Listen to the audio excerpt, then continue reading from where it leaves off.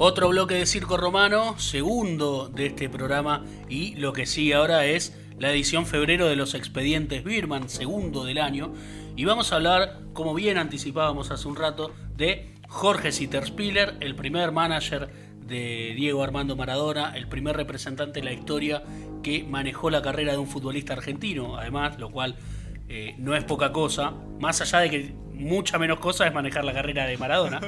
Pero bueno, vamos a contar la historia que es muy particular de Jorge Sitterspiller, que además de haber trabajado junto a Diego, le han pasado un montón de cosas en su vida y esta columna va a servir para contarlas. Obviamente que surge a partir de la serie Maradona Sueño Bendito, que la vi ya hace unos meses y me quedó este personaje que yo lo conocía, pero no había ahondado tanto en su vida. Y tampoco la serie cuenta tanto de su vida personal, ni de cómo se acerca Pasa ahí. al futbolista. Y realmente es muy interesante. Así que vamos ya a meternos en la historia de Jorge Sitterspiller. Antes quiero decir, bueno, siempre tratamos de que si una columna toca alguna temática en la que alguien que la esté escuchando pueda requerir ayuda, vamos a brindar algunos números de teléfono y vamos a hablar de la línea de prevención del suicidio, ayuda a personas en crisis.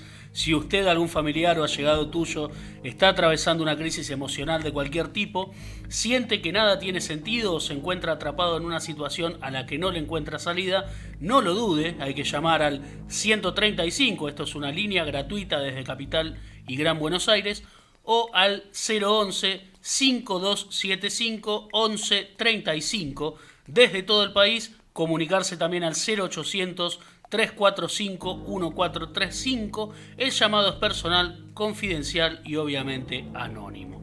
Y ahora sí, vamos a charlar de Jorge Sitterspiller, una persona que nació el 9 de agosto de 1958 en una familia de origen polaco y judío que llegó al país escapando de la Segunda Guerra Mundial. Con solo 2 años padeció poliomielitis que lo atacó en ambas piernas. Tras varias operaciones recuperó completamente la extremidad izquierda, pero la movilidad de la derecha le quedaría afectada para siempre. Las consecuencias de esta enfermedad no le permitirían nunca desarrollarse en el fútbol, que era hasta el momento su actividad favorita. A los 14 sufrió la muerte de su hermano mayor, Juan Eduardo Sitterspiller, por un cáncer fulminante, quien estaba a punto de debutar en la primera de Argentinos Juniors. Su estado anímico era muy malo y en ese contexto los amigos le insistían para que vaya a ver a un equipo de las inferiores del Bicho de la Paternal, en el que ya se destacaba un tal Diego Armando Maradona, y poco tiempo después sería conocido como los Cebollitas. Esto es algo que lo escuchamos en un montón de lugares, hay material en la web y en donde uno lo busque lo encuentra. En 1970 él y Diego se hicieron muy cercanos, salían a comer e iban al cine. Jorge le ofreció la casa familiar en la Paternal para que se quede a dormir los viernes y así evitar los 2 colectivos que separaban Villa Fiorito de este barrio porteño y que pueda más tranquilo asistir a los partidos de los sábados. Ya la prensa hablaba del prometedor futuro de Maradona y este hacía jueguitos durante los entretiempos de los partidos de Argentinos, mientras Sitterspiller comenzaba a trabajar en las relaciones públicas del club. El 20 de octubre de 1976 llegó el debut oficial en Primera División de quien sería el mejor futbolista de todos los tiempos, por lo menos a nuestro parecer, y Argentinos Juniors le alquilaba una casa a la familia Maradona sobre la calle Argerich para que se mudara a Capital Federal. Al mismo tiempo, Jorge había acordado con el círculo del futbolista ayudarlo en algunas cuestiones extradeportivas y viajó a Venezuela en abril de 1977 junto a él y al seleccionado juvenil que se jugaba la clasificación al Mundial. Costeó la excursión llevando cueros de zapato con la idea de venderlos y el plantel lo recibió muy bien, se adaptó muy rápidamente. Volvieron eliminados en primera ronda, esto es anecdótico en cuanto a la historia que estamos contando. Pero Diego pronto se afianzó en el fútbol argentino y juntos crearon la empresa Maradona Producciones, con la que se ocupaban de todo aquello que tuviera que ver con lo comercial. La relación financiera fue siempre de palabra y no firmaron ningún acuerdo entre ambos, y durante la sociedad consiguieron contratos con Coca-Cola, con Puma, McDonald's, Su Cosméticos y Agfa, entre otras marcas, y Sitterspiller se había convertido entonces, como decíamos, en el primer representante que manejara la carrera de un futbolista argentino. En 1981 negoció con River, que se había interesado por contratarlo. El traspaso no se realizó y todos sabemos que Diego Armando Maradona terminó firmando con Boca Juniors, y nacía así una de las identificaciones más célebres entre un jugador y un equipo argentino. El cuadro de la Ribera obtendría el campeonato metropolitano de ese año, único trofeo alzado por el 10 en nuestro país, y en 1982 ambos estaban mudando a Barcelona. El equipo catalán había desembolsado 8 millones de dólares por el pase. Para la época es un montón de dinero. Bueno, y para hoy también. Para hoy. Y compartieron uno de los tramos más difíciles de su trayectoria. Según se dijo varias veces, en España Sitterspiller estaba convencido de que Claudia Villafañe lo quería fuera del entorno del futbolista, y el jugador disfrutaba de su fama y comenzaron algunos excesos relacionados con su vida nocturna. El entrenador César Luis Menotti cambiaba el turno de entrenamientos a la tarde, actitud que estaba favoreciendo la recuperación de su jugador estrella. En 1984 iban a seguir en Europa, pero su carrera continuaba en el Napoli de Italia, club con el que en contrapartida viviría los mejores años de su carrera y varios de sus más altos momentos futbolísticos.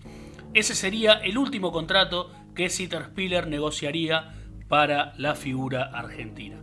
Un año antes del Mundial de México 86, el manager se encontraba en tierra azteca y sobrevivió al trágico terremoto del 19 de septiembre de 1985. Ese mismo día Maradona le comunicaba por teléfono que había decidido no trabajar más junto a él, y en su reemplazo entraba Guillermo Coppola, que todos lo recordamos. Diego y Jorge se reencontrarían muchos años luego en Dubái, pero la relación no volvió a ser la misma. Vamos a hablar ahora sí de las razones de la ruptura entre Maradona y Sitterspiller, y esto radica en que en Barcelona los gastos se habían salido de control. Diego pagaba mensualmente $700.000 para vivir en una mansión en el barrio de Pedralbes, y su representante montaba las oficinas de la empresa por $15.000 de alquiler por mes.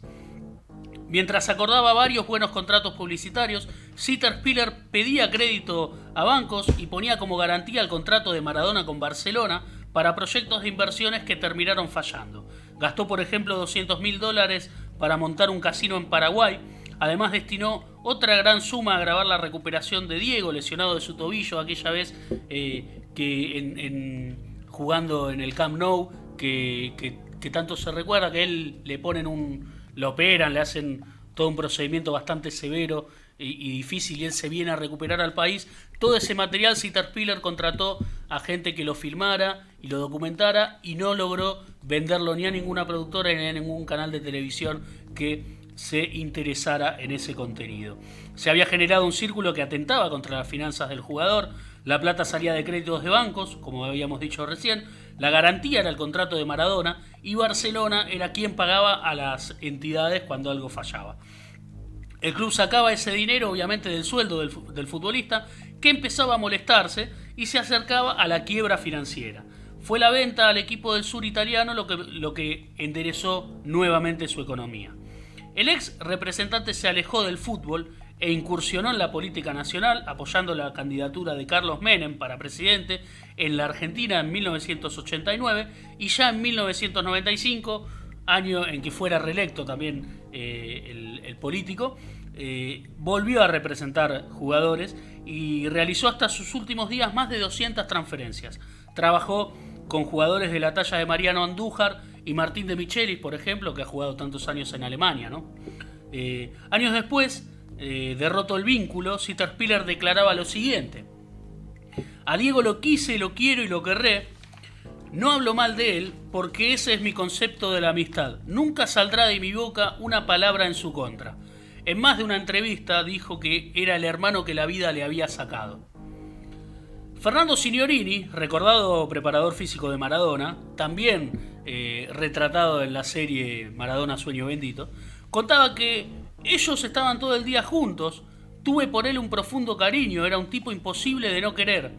Era una rara avis en el mundo del fútbol, se dedicaba al afecto y yo sé que tuvo ese tipo de relación con los jugadores. Diego iba a almorzar, a tomar la leche por las tardes. Fue un vínculo que duró hasta fines de 1984. Después, la fama, el dinero. No hay que olvidarse también que Jorge empezó muy temprano y Diego fue su primera experiencia. Tal vez lo llegó a sobrepasar. Fue un hombre que sufrió mucho en la vida. Ya pasado mucho tiempo de esto, el 7 de mayo de 2017, Jorge Sitterspiller, que seguía dedicado a la representación de futbolistas, atravesaba una depresión tras la separación de su esposa. Al mediodía saltó desde la habitación 707 en el 7º piso del Hotel Faena. Tenía 58 años y estaba sin su acompañante terapéutico. Sucedió el mismo día que Maradona firmaba con el Al Fujairah de Emiratos Árabes y anunciaba que volvía a dirigir tras 5 años. Según contó su hermano Juan Sitterspiller, una de las últimas frases que pronunció Jorge fue: quiero darle un abrazo a mi amigo Maradona. Existe la creencia de que ambos hicieron un pacto en el que se juraron nunca contar detalles sobre la separación. El más grande futbolista de todos los tiempos se refirió así a su viejo compañero en declaraciones a Radio La Red, ya habiéndose suicidado, ¿no? Lo conocía desde que me daba de comer en la paternal a los 12 años, era muy fuerte de la cabeza. Si bien estaba pasando un mal momento familiar, no me entra en la cabeza que se haya suicidado. Nos dormimos todos, tendríamos que haber ido nosotros a hacerle de psicólogos. Repetimos, la línea de prevención del suicidio, la ayuda a personas en crisis. Si usted, algún familiar o algún allegado suyo está atravesando una crisis emocional de cualquier tipo, siente que nada tiene sentido o se encuentra atrapado en una situación a la que no le encuentra salida, no lo dude, llame al 135, que es una línea gratuita desde Capital Federal y Gran Buenos Aires, o al 011-5275-1135. Desde todo el país podés comunicarte también al 0800-345-1435. El llamado es personal, confidencial y anónimo. Disculpen que sea reiterativo con esto, pero ya que vamos a hablar de estas cuestiones me parece sumamente importante y que desde aquí, a modo de servicio, si a alguien le puede servir esta información, estos números de teléfono, es lo menos que tenemos que hacer desde aquí. Bueno, esta es la historia de Jorge Sitterspiller. El material lo hemos sacado de Infobae, Teis Sports, ipprofesional.com, La Nación, Clarín, Ámbito y el Destape Web, además de gacetillamercantil.com. Después por ahí vamos a compartir los links para si alguien quiere entrar a revisar la historia de Jorge Sitterspiller, leer alguna crónica y demás.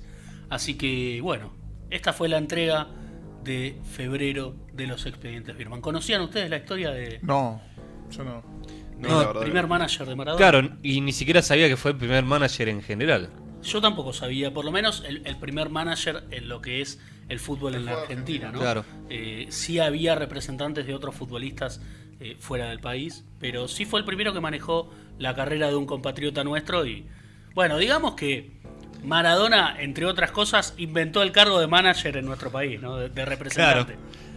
Bueno, generaba mucho, ¿no? Está toda esta pata financiera y extrafutbolística. Debe haber sido el primer argentino que firmó contratos con Coca-Cola, McDonald's, un montón de marcas que, bueno, era Maradona, un poco parecido a lo que hoy ve en Messi, no sé, Cristiano Ronaldo, jugadores de esa envergadura. Bueno, hoy otra plata, muchas más marcas, un montón de cuestiones que hay otra globalización también, pero bueno, esto empezó con Maradona, que fue el primer rockstar del fútbol, si se quiere decir de alguna manera. ¿Quién interpreta a... ¿Cómo es el apellido? Que es re A difícil. Sitterspiller. Sitterspiller, sí. Peter Lanzani. Ah, ahí está, Peter Que Lanzani. está bastante bien. Me parece que es un personaje que aparece bastante, es recurrente en la serie, pero no sé, creo que no se nota, más allá de que tuvo sus problemas financieros y que bueno, el entorno más cercano o familiar de Maradona estaba un poco cansado de Jorge Sitterspiller. también tenía otro tipo de vínculo, más allá de lo laboral. Y en la serie no se ve tanto eso. Como hay un montón de cosas que no se ven, que bueno, a mí en general no es una serie que me haya gustado. Pasamos por arriba. Así. Sí, repito lo de siempre, que ya lo hablamos con Víctor en su columna de cine y series alguna que otra vez, que la historia de Maradona es muy difícil, si uno está viendo una serie, de abandonarla. Porque por más que no esté bien contada, la historia de Maradona es, por lo menos es atrapante, ¿no? Claro. Y aparte tiene una producción, un elenco increíbles. Después, bueno, si me gusta o no cómo actúa cada uno es otra cuestión, pero tiene un elenco de mucho renombre y una cantidad de recursos económicos que obviamente debe haber sido abundante. La historia de Maradona la están vendiendo a todo el mundo. Y no me acuerdo en qué plataforma está. En Prime Video. Ahí está, en Prime Video. Que también tiene un presupuesto importantísimo. El primer capítulo fue pasado en Canal 9 y estrenado también en la cancha de Argentinos Juniors, por pantalla gigante, un día de semana, como lanzamiento, digamos. Calculo yo para ver si atrapaban a alguno que todavía no haya pagado para la plataforma. Y bueno, también está como publicidad, buena movida de marketing en la camiseta de Argentinos Juniors, club en el que se formó Maradona, ¿no? ¿Qué cosa, perdón? Dos cosas me quedan sonando en la cabeza, ¿no? Por un lado, lo grosso, el ícono que logró ser el Diego, como para generar en este país la necesidad de que exista alguien como un manager, ¿no? La necesidad de que exista, de que alguien ocupe ese espacio. O sea, tanto el potencial que tenía para hacer guita, vamos a decirlo así, que bueno, que apareció el primer manager a nivel nacional. Y por otro lado, del otro lado, ¿no? En la contracara, decir, qué jodido que tu primer cliente sea justamente el Diego Maradona. O sea, por lo que yo te escucho en la historia, digo, de repente levanta tanto, es tan grosso, es algo tan masivo que tranquilamente se te va de las manos, ¿no? Se te termina yendo y bueno, pasaron esas cosas en las que terminó perdiendo plata como loco. Tal vez. Claro, sí, yo sumo que entre las idas y vueltas económicas que tuvo Maradona, bueno, con Sister Piller tuvo la primera, justamente. Sí, totalmente. Sí, hay alrededor de Maradona un montón de historias que se cuentan, que no se cuentan. Hay algunas que son lindas, otras que son muy feas. Digo, no nos vamos a hacer los boludos con esto. Me parece que la historia de Sister Piller había que contarla, o por lo menos yo que suelo hacer columnas de lo que a mí me parece interesante, y por ahí esta columna no sigue un patrón mucho de, bueno, es solamente casos policiales como alguna vez, a veces alguna rareza deportiva, alguna historia medio pintoresca. Bueno, lo que yo crea que merece ser contado, lo ponemos acá. Hay una historia de Maradona que genera rechazo, hay una historia que emociona un montón, hay una contradicción muy grande para mí. Pero no me parece que haya que dejar de hablar de él, porque yo no soy de endiosar a Maradona, no soy... hay, repito, una parte suya que me emociona mucho y otra que no, y que la repudio, pero creo que hay una parte de su legado que es interesante de seguir contando, y a veces pienso en el capítulo de Jeremías Springfield, por ejemplo. Y me parece que es voy a citar a Lisa Simpson, es un mito que tiene validez, tiene completa validancia, como se dice, creo que en ese mismo capítulo, y agrandece. Un noble espíritu agrandece al hombre más pequeño. Bueno, no, Maradona, bueno, quiero recomendar también una cuenta de Instagram que se llama Proyecto Pelusa, en el que la gente recuerda a Maradona con las fotos que se sacaron con él y cuenta una historia, y es terrible, es por ahí algo que o sea, se suben las fotos, las imágenes de, no sé, vos te cruzaste con Maradona un día, Moro, una foto. te sacaste una foto y la mandás ahí, contás la historia de cómo fue que te lo encontraste, y se cuentan cosas que son impresionantes, y vos pensás que al chabón eso le pasaba 700 veces por día, no sé cuántas veces le pasaba. Bueno, no sé, capaz estoy exagerando, pero bueno, de toda la parte agradable o más emotiva, mejor dicho, de Maradona, esa página yo la recomiendo. Proyecto Pelusa, la encuentran en Instagram. Salió un Ya lo libro, había seguido. salió un libro hace muy poco, también de esta misma gente. Sale 2 lucas, lo encuentran ahí en internet, así que lo recomendamos. Y vamos a musicalizar, ya, Sí. ¿no? Vamos a cerrar esta columna, vamos a musicalizar esta vez. También no tiene nada que ver con la historia que contamos. Y vamos a escuchar algo de lo que hablábamos al principio. Hacíamos referencia yo hice referencia a un cuento de Edgar Allan Poe. Vos mencionaste Corazón delator, que hace poco escuchaste Así es. una lectura de ese cuento. Y yo había programado una canción de Cerati solista para terminar esta columna y dije, no, vamos con Soda Stereo, con Corazón delator y después seguimos con más Circo Romano.